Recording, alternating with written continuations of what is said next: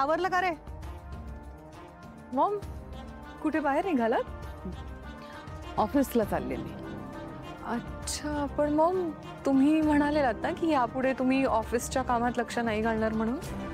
हो म्हणाले होते असं, पण आपल्या सारांचं नवीन प्रोजेक्ट सुरू होतोय ना, सो तिथे त्याला माझी गरज आहे म्हणून चालले. आणि शेवटी माझ्या कामाबरोबर माझ्या व्यवसायाशी माझी एक नाळ जुळली गेली आहे ना अनेक वर्षापासून. ती अशी सहजासहजी नाही तुटणार ग, म्हणून चालली आहे. अच्छा, तुम्ही परत कधीपर्यंत येणार? संध्याकाळपर्यंत. का ग, काही काम होतं तुझं? नाही, काम नाही, एक बातमी होती. अरे वा, कसली बातमी? सारंग हर्बल प्रोडक्ट्सच्या रॉ मटेरियल बद्दल ज्या गावाशी कॉन्ट्रॅक्ट करणार होता त्या गावाने रॉ मटेरियल द्यायला नकार दिलाय. अच्छा ते होय, ते मला सारंगला माहिती आहे. आणि डोंट वरी, तो बघेल काय करायचं ते, काहीतरी मार्ग नक्की काढेल त्यातून. हो, पण अचानक असं का केलं असेल ना त्यांनी? काय माहित आता. नाही म्हणजे ते गावकरी बिचारी भोळे असतात, साधे असतात. त्यांचे कान कोणीतरी भरले असतील आपल्या विरोधात, सारंगच्या विरोधात. कुणी केलं असेल हे?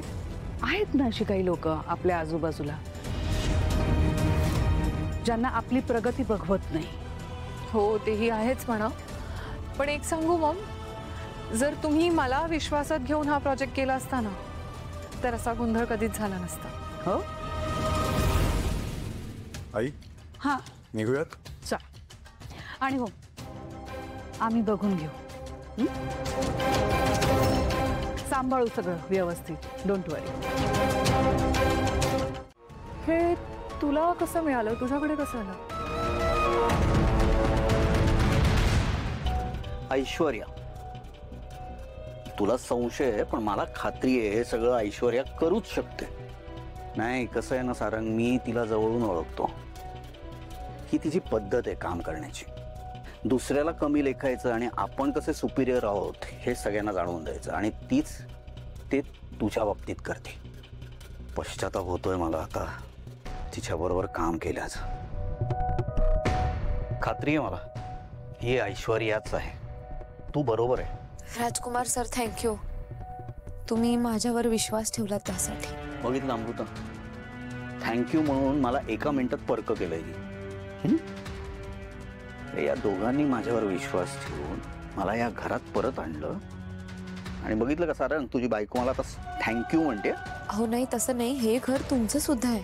पण मला एक नाही कळतंय की ऐश्वर्या मॅडमचं हे सगळं प्रकरण तिलोत्तमा मॅडमला कसं पटवून द्यायचं. पुरावे लागतील सर, ते पण ठोस. नाहीतर आई विश्वास नाही ठेवून. आणि माझ्यावर तर बिलकुल नाही, बिलकुल ठेवणार नाही. दादा, तू ऐश्वर्या वहिनीसोबत काम केलंस, तिच्या अजून पण काहीतरी भानगडी. अरे नाही रे बाबा, ती इतक्या आतल्या गाठीची आहे ना, ती कोणाला संशय पण येऊन देणार नाही अशी बघते. हा, मग तिच्या केबिन मध्ये एक ना डायरी आहे, लाल किंवा निळ्या रंगाची फाईल आहे. डायरी मला एक्झॅक्टली माहिती नाही, पण ती ना जीवापाड जपते त्याला. कदाचित त्या डायरीमध्ये सगळं असेल.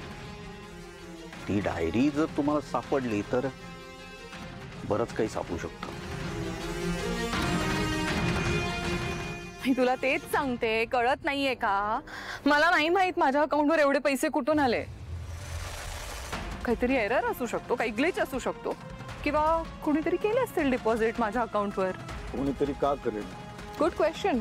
माझाही हाच प्रश्न आहे.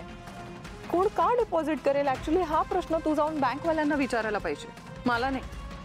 किंवा कुणीतरी माझ्या विरोधात कारस्थान करत असणार आहे.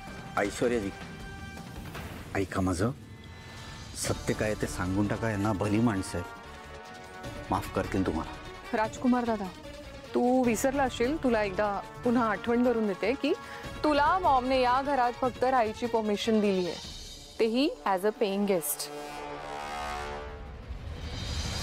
तुला आमच्या घरच्या मुद्द्यांमध्ये बोलायचा काहीही अधिकार नाही आहे. Stay out of it, okay? खरंच मॉम. कोणाला भेटायला गेली होतीस? सांगितलं ना मी आता. ऐश्वर्या, खरं सांग, कुणाला भेटून येतेस तू आत्ता?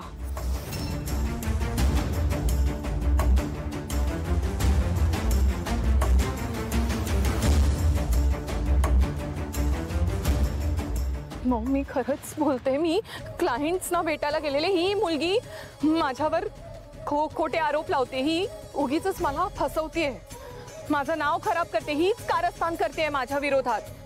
मी हिला कधी त्रास दिलेला नाहीये, पण हिला उगीच असं वाटतंय की मी हिला त्रास दिलाय म्हणून ही हे सगळं करतेय. She is jealous of my success. मुद्दाम माझ्यावर खोटे नाटे आरोप लावतेय. ओ माय गॉड, मला आता जरा लिंक लागते, क्लिक होते.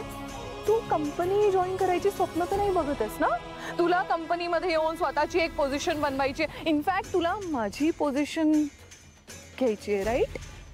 म्हणून तू हे सगळं कारस्थान केलंस ना माझ्या बाबतीत. येस मॉम, हिला आता माझी पोझिशन घ्यायची आहे. She is jealous of my success, आणि म्हणून ही मुलगी हे सगळं करते. म्हणजे मी तुमच्या नजरेत पडली पाहिजे म्हणून करतेस ना तू?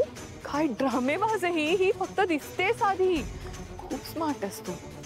काय डोकं लावलंय, इतकं टोकाचं प्लॅनिंग.